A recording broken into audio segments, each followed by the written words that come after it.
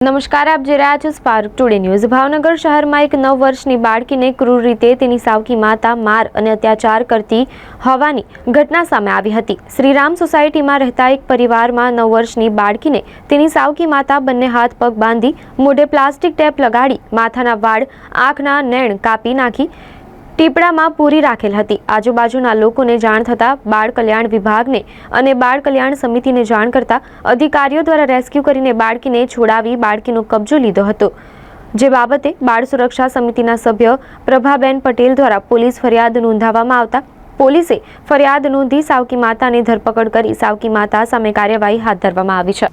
Bharatnagar police સ્ટેશનના શ્રીરામ સોસાયટીમાં સાવકી માતા દ્વારા તેની સગીર વયની પુત્રી ઉપર શારીરિક માનસિક અત્યાચારનો ગુનો દાખલ કરવામાં આવેલા છે, જેની હકીકત એવી છે કે જે ભોગ બનનાર સગીરા જે છે તે 9 વર્ષની છે અને તેની સાવકી માતા સાથે તે શ્રીરામ સોસાયટી ભરતનગર વિસ્તારમાં રહે છે।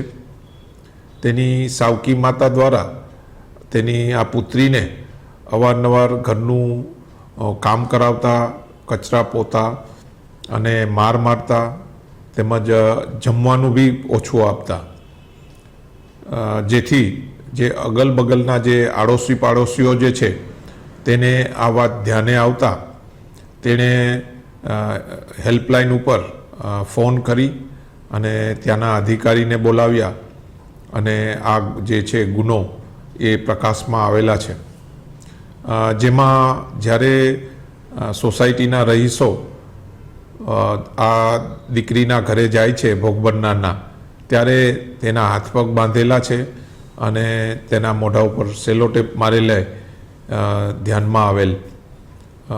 ભરતનગર પોલીસ સ્ટેશનમાં ફરિયાદ દાખલ થયા બાદ આ સગીર દીકરીને